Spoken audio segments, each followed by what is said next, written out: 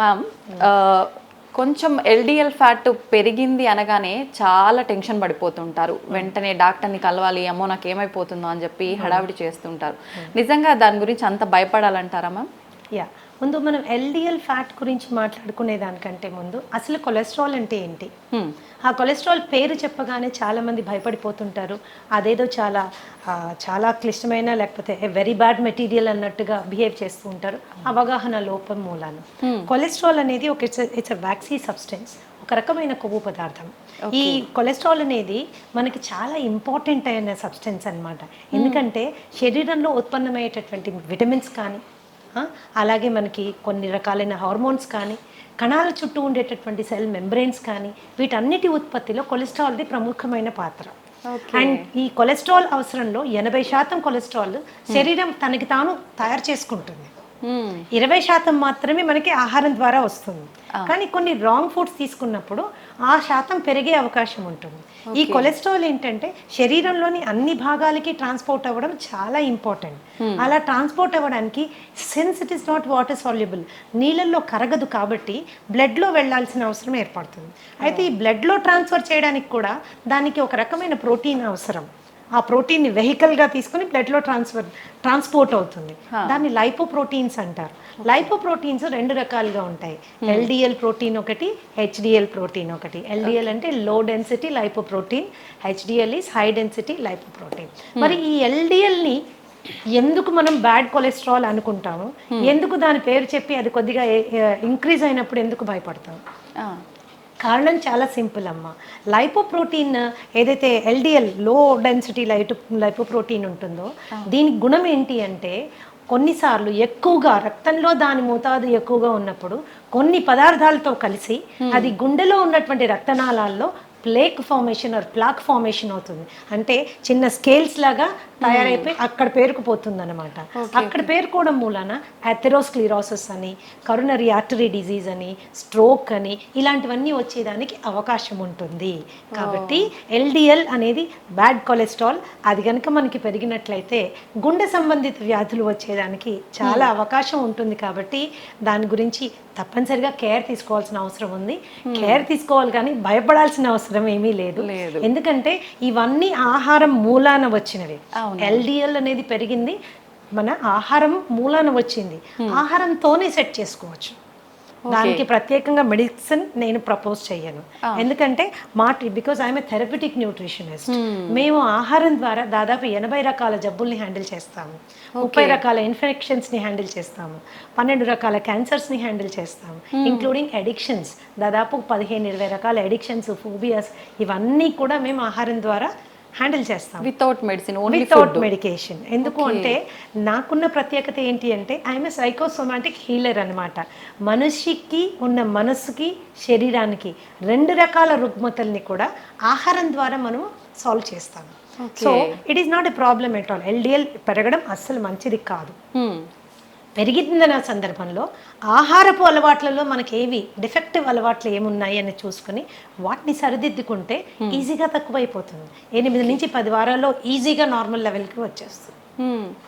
అయితే పెరిగితే అనుకున్నాం కదా మేడం, అసలు ఎంత మోతాదు ఉండాలి, దానికి మించి ఎంత పెరిగితే పెరిగినట్టు? అడల్ట్ స్కీమ్ ఎల్డిఎల్ 100 వరకు ఉండడము లిమిటేషన్.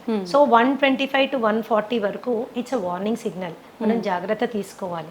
140 దాటితే మాత్రము it is a serious warning signal that can lead to lot of problems. అది గుండె సంబంధిత వ్యాధుల వైపు మనం వెళ్ళడానికి మనని పూర్తిగా ఇచ్చేస్తుంది అనమాట. కాబట్టి ఎప్పుడైతే మనకి 100 to 140 మధ్యలో ఎల్డిఎల్ వాల్యూస్ చూపిస్తున్నాయో, 150, 140 చూపిస్తున్నాయో, ఇట్స్ ఎ వార్నింగ్ సిగ్నల్ అనమాట.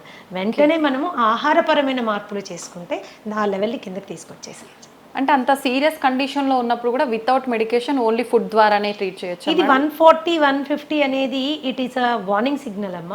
దానికంటే ఎక్కువగా ఉన్నప్పుడు కూడా మనం వెనక్కి తీసుకురావచ్చు. Okay. All kinds of fats can be reduced ఆహారపు అలవాట్లు మార్చడం. ఓకే. అంటే ఇప్పుడు మనం ఇంట్లో ఒక ఫుడ్ ప్రాపర్గా ఏం చేయాలి, ఏం తీసుకుంటే పెరిగింది, అట్లాంటి ఒక జనరల్గా ఫ్యాట్ పెరగడం అనగానే ఆయిల్స్ ఎక్కువగా వాడటం వల్లే ఇట్లాంటి ఒక ఆలోచన ఉంటుంది కదా మేడం. నిజంగా ఆయిల్స్ అయినా ఫుడ్ వల్ల కూడా ఎక్కువగా పెరిగింది? లైక్ దిస్ అమ్మ. మనం తీసుకునే ఆహారంలో చాలా పదార్థాలు తీసుకోకూడనివి ఉన్నాయి, కానీ మనకు అలవాటు అయిపోయింది. అది అలవాటు అయిపోయింది. ఒక్కసారి తింటే ఏమవుతుందిలే అనుకుంటాం, ఇవి ఒక్కసారే అనుకుంటాం. ఆ ఒక్కసారి కాస్త అలవాటు కింద మారిపోతుంది. ఫర్ ఎగ్జాంపుల్ ఎల్డిఎల్ కొలెస్ట్రాల్ మనం కనుక తీసుకుంటే all kinds of you know trans fats అంటాం, అంటే మార్జరీన్ ఎందులో వాడతాము, మన పఫ్ మేకింగ్లో, పిజ్జా మేకింగ్లో, చాలా వాటిలో, నాట్స్ ఇన్ పిజ్జా, చాలా బేకరీ ఐటమ్స్లో మార్జరీన్ వాడతారు. అలాగే Dalda is hydrogenated oil. Dalda కూడా, ఈ డాల్డా ఇలాంటివి ప్లస్ బ్రెడ్ స్ప్రెడ్స్ ఇప్పుడు చాలా వచ్చేస్తున్నాయి, ఈజీగా స్ప్రెడ్ అవుతుంది, ఇది సంతోషపడిపోతాం. అది ఈజీగా ఎల్డిఎల్ పెంచేస్తుంది, ఈజీగా కొలెస్ట్రాల్ పెంచేస్తుంది. సో ఇలాంటి కొవ్వు పదార్థాలు మనకి they will do lot of harm అన్నమాట. అలాగే ఈ ఆల్ కైండ్స్ ఆఫ్ జంక్, మైదాతో తయారు చేసినవి. ఇంకొకటి రిఫైన్డ్ ఆయిల్ మీద కూడా చాలా రీసెర్చ్ జరిగింది. రిఫైన్డ్ ఆయిల్ కూడా గుండె సంబంధిత జబ్బులు రావడానికి, ఎల్డిఎల్ పెరగడానికి కాంట్రిబ్యూట్ చేస్తోంది అని సపోర్ట్ చేయడానికి చాలా రీసెర్చ్ ఉంది. చాలా రీసెర్చ్ ఉంది. ఎప్పటి వరకైతే మనము గానుగు నూనెల మీద మనము వంట చేసుకుంటే అలవాటు ఉండిందో అంతవరకు గుండె సంబంధిత జబ్బుల సంఖ్య ఎస్పెషల్లీ ఇన్ ఇండియా చాలా తక్కువగా ఉండేది. గుండె జబ్బు అంటే అది డబ్బున వాళ్ళ జబ్బు అనేవాళ్ళు, కానీ ఈ రోజు ఏంటంటే ప్రతి ఒక్కరికి వచ్చేసరికి అందుబాటులో ఉండే వస్తువులాగా అయిపోయింది. ఎందుకంటే ఫాల్టీ ఈటింగ్ హ్యాబిట్స్ అనమాట. ఆ హ్యాబిట్స్ మూలాన మనకి వచ్చింది. అలాగే రెడ్ మీట్ బాగా ఎక్కువ తినేవాళ్ళు, మటన్, బీఫ్, పోర్క్ ఇలాంటివి చాలా ఎక్కువగా, అంటే వారంలో ప్రతిరోజు తినేవాళ్ళు, అధిక మోతాదులో తినేవాళ్ళు, వాళ్ళల్లో కూడా మనకి తేడాలు కనిపిస్తాయి. వీటిని తగ్గించుకోవాలంటే పీచు పదార్థం ఎక్కువగా ఉండే ఆహారం తీసుకోవాలి. అంటే fresh fruits, vegetables, nuts, seeds ఇలాంటివి తీసుకుంటే ఏమవుతుందంటే ఎల్డిఎల్ లెవెల్స్ తగ్గుతుంది. మామూలుగా రోజు తీసుకునేటటువంటి రీఫైన్డ్ ఆయిల్ని మార్చి గానుగు నూనెలు మనం తీసుకున్నప్పుడు కూడా ఎల్డిఎల్ లెవెల్స్ ఈజీగా కంట్రోల్లోకి వచ్చేస్తాయి. ఓకే. అంటే డైలీ రొటీన్ అనేది మనం ఒకటి ఫాలో అవ్వాలంటారు మేడం, అంతే కదా? కొలెస్ట్రాల్ డైలీ రొటీన్ అంటే నేనేం చెప్తానంటే డైలీ రొటీన్ కంటే కూడా డైలీ తీసుకునే ఆహార పదార్థాలని మనం ప్రాపర్గా సెలెక్ట్ చేసుకోవడం చాలా ఇంపార్టెంట్. శరీర అవసరాలని దృష్టిలో పెట్టుకొని సెలెక్ట్ చేసుకోవడం చాలా ఇంపార్టెంట్. అంతేగాని టంగ్కి ఎక్కువ ఇంపార్టెన్స్ ఇచ్చి, టేస్ట్కి ఎక్కువ ఇంపార్టెన్స్ ఇచ్చి మనం తీసుకున్నప్పుడు ఏమవుతుంది అంటే అది డెఫినెట్గా it is going to harm us. అలా అని ఎంతసేపు గడ్డి గాదం ఆకులు అలుములు తిని బతికేసేయాలా, ఇంతేనా లైఫ్ అనుకోక్కర్లేదు. టేస్టీగా ఫుడ్ చేసుకుంటూ ఇంట్లో చేసుకుంటూ తినచ్చు. ఎప్పుడైనా ఒకసారి నెలకో 2 నెలలకో మీరు ఒకసారి ఏదైనా తిన్నప్పుడు శరీరం అడ్జస్ట్ చేసుకుంటుంది. It is very smart. Okay, కానీ రోజు దాన్ని అలవాటు చేసుకుంటే మాత్రం చాలా కష్టం.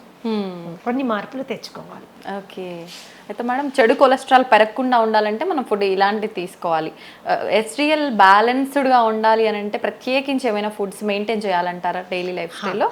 ఇప్పుడు హెచ్డిఎల్ అంటే high density lipoprotein. High density lipoprotein good cholesterol అంటారు. ఎందుకు గుడ్ అంటారు అని తెలుసుకోవడం ఫస్ట్ ఇంపార్టెంట్. ఎందుకంటే ఈ కొలెస్ట్రాల్ యొక్క ప్రాముఖ్యత చాలా ఎక్కువగా ఉంది. అది శరీరంలో మొత్తం అన్ని భాగాలకి వెళ్ళడానికి, రక్తం ద్వారా వెళ్ళడానికి ఈ లైపోప్రోటీన్ మనకి పనికొస్తుంది. అయితే అక్కడక్కడ అవసరానికి మించి కొలెస్ట్రాల్ డిపాజిట్ అయినప్పుడు ఈ హెచ్డిఎల్ యొక్క ప్రత్యేకత ఏంటి అంటే శరీరంలో అన్ని భాగాల్లో ఎక్స్ట్రాగా డిపాజిట్ అయిన కొలెస్ట్రాల్ అంతా తీసుకొని వచ్చి లివర్కి తీసుకెళ్ళిపోతుంది. ఎప్పుడైతే లివర్కి తీసుకెళ్తుందో అక్కడ అది డిఫ్యూజ్ చేసి పడేస్తుంది, క్లియర్ చేసి పడేస్తుంది. సో అది గుండెకి వెళ్ళి అక్కడ మళ్ళీ వేరే సబ్స్టెన్స్తో కంబైన్ అయ్యి అక్కడ ప్లాక్ ఫామ్ అవ్వడానికి అవకాశం లేదు. కాబట్టి గుండె భద్రత కోసం ఈ పర్టిక్యులర్ లైపోప్రోటీన్ చాలా బాగా పనిచేస్తుంది, క్లీన్ చేసేస్తుంది అనమాట. గుండె వరకు కొలెస్ట్రాల్ని వెళ్ళనివ్వదు అనమాట. అందుకని it is called good cholesterol. Good cholesterol. So మనం రోజు తీసుకునే ఆహారాల్లో మనకి చక్కటి కొలెస్ట్రాల్ ఇచ్చే ఆహారాలు చాలా ఉన్నాయి. సో వాటిని మనం ఇంక్లూడ్ చేసుకోవడం. See I always profess an inclusive kind of diet. మనం ఏమేమి తినాలి అనే దాని మీద ఎక్కువగా ఫోకస్ చేయాలి. ఏమేమి తినకూడదు అనేది అది సెకండరీ అన్నమాట. ఏవేవి ఇంపార్టెంట్. అలానే హెల్త్ ఈజ్ నాట్ డిస్టేస్ట్ఫుల్ అమ్మా, హెల్త్ ఈజ్ టేస్టీ. మనం చేసుకునే పద్ధతిని బట్టి ఆధారపడి ఉంటుంది. హెచ్డిఎల్ మనం హెచ్డిఎల్ కొలెస్ట్రాల్ మనకు పెరగాలి అంటే there is the humble avocado. Avocado is one of the best sources for HDL cholesterol. Okay, అలాగే నీకు నట్స్ ఉన్నాయి, సీడ్స్ ఉన్నాయి, వాల్నట్స్ ఉన్నాయి, ఇవన్నీ కూడా మనకి చాలా. అలాగే ఆవు నెయ్యి బ్రహ్మాండంగా హెచ్డిఎల్ పెరుగుతుంది. అది కూడా నాటవు నెయ్యి. నాటావు నెయ్యి బ్రహ్మాండమైనటువంటి గుణాలు కలిగి ఉంటుంది. ధృతం అంటారు దాన్ని. మాకు ఒక్కొక్కసారి ఒక సత్సంగంలో ఉన్నప్పుడు గురువుగారు చెప్పారు, పాతకాలంలో ధృతం అంటే ఏంటి అంటే చనిపోయిన వాళ్ళలో కూడా ప్రాణప్రతిష్ఠ చేయగలిగినటువంటి అద్భుతమైన గుణం కలిగింది అని అర్థమట. మరి అది నిజమో కాదో నాకు తెలియదు, కానీ ఆయన చెప్పిన విషయం నాకు చాలా నచ్చింది. ఇంకో మాట కూడా ఏం చెప్పారంటే, ఆస్తులు అమ్ముకైనా ధృతం కొనుక్కొని దాంతో తినాలన్నారు. అంటే నెయ్యికి ఉన్నటువంటి ప్రాముఖ్యత అది. కొద్ది కాలం ఏంటంటే నెయ్యి తింటే లావైపోతారు, నెయ్యి తింటే కొలెస్ట్రాల్ వస్తుంది. ఇది చాలా తప్పమ్మా. ఎస్పెషల్గా మనం ఇంట్లో ఆవు పాలు కొనుక్కొని చేసుకునే నెయ్యి అతి శ్రేష్టం. రీసెంట్గా ఒక రీసెర్చ్ నేను I would like to share with you. చపాతీలు పూరీలు మనని డయాబెటీస్ వైపు నొట్టి పడేస్తున్నాయి అన్నది అందరికీ తెలుసు. ఈవెన్ పుల్కా కావచ్చు, చపాతీ గోధుమ పిండి. అయితే అదే గోధుమ పిండి చేసిన రొట్టె మీద నెయ్యి రాసుకుని తింటే మాత్రము కొద్దిగా దాని గ్లూకోజ్ లెవెల్స్ తక్కువగా వస్తున్నాయి అన్నది లేటెస్ట్ రీసెర్చ్. అంటే నెయ్యికున్న ప్రాముఖ్యత అలాంటిది అనమాట. మనం ఇంట్లో తయారు చేసుకునే వెన్నపూస, మజ్జిగ జెల్కి వచ్చే వెన్నపూస, లేకపోతే మనం ఇంట్లో తయారు చేసుకునే నెయ్యి, ఇవన్నీ చాలా they are very good fats అనమాట. HDL లెవెల్ పెరగడానికి చాలా చాలా బాగా పనిచేస్తాయి.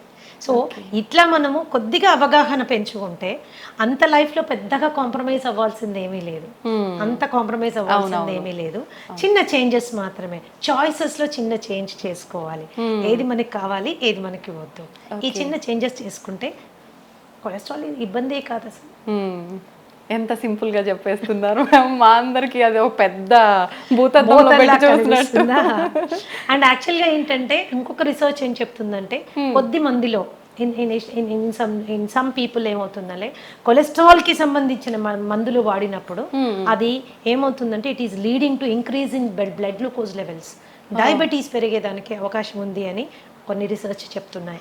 కాబట్టి మెడిసిన్ వాడడం కంటే ముందు ఆహారపు అలవాట్లని జాగ్రత్తగా గమనించి ఒక క్వాలిఫైడ్ థెరప్యూటిక్ న్యూట్రిషనిస్ట్ దగ్గరికి వెళ్ళి ప్రాపర్గా డయాగ్నోస్టిక్ టెస్ట్లు చేసుకుని ఏది ఎక్కువ ఉంది, ఏది తక్కువ ఉంది, ఏది ఎలా తగ్గించుకోవాలి అని అవగాహన పెంచుకుని జస్ట్ 8 నుంచి 10 వారాల్లో మీ లిపిడ్ ప్రొఫైల్ని మీరు క్లీన్ చేసేసుకోవచ్చు. ఓకే. ఒక్కటే సలహా ఏంటి అంటే, కేవలం ఏదో యూట్యూబ్లో వీడియో చూసో లేకపోతే ఫేస్బుక్లో పోస్ట్ చూసో స్వంత వైద్యం చేసుకుంటే మాత్రము it is going to be little difficult. ఏదైనా సైంటిఫిక్ గా హ్యాండిల్ చేయాలి. And for more videos, please subscribe to iDream. Please subscribe to iDream. Please subscribe iDream. And please subscribe to iDream. For more videos, subscribe to iDream. please like, share and subscribe to the channel. Congratulations, iDream. Subscribe to iDream. Subscribe to iDream. So subscribe to iDream Media. iDream की iDream team अंदर की huge congratulations. Please subscribe iDream Media. Please subscribe to iDream. Subscribe iDream. Please subscribe to iDream. iDream అంటే నా కళల channel subscribe చేసుకున్న నోరు తిరుగుతలేదు, మీరైతే గంట గుర్తు కొట్టండి. For more such videos, please subscribe to iDream. Subscribe to iDream. Please subscribe to iDream. Please subscribe iDream Media. Please do subscribe to iDream. Please subscribe to iDream Media. For best entertainment and information, please subscribe iDream. And don't forget to subscribe to iDream.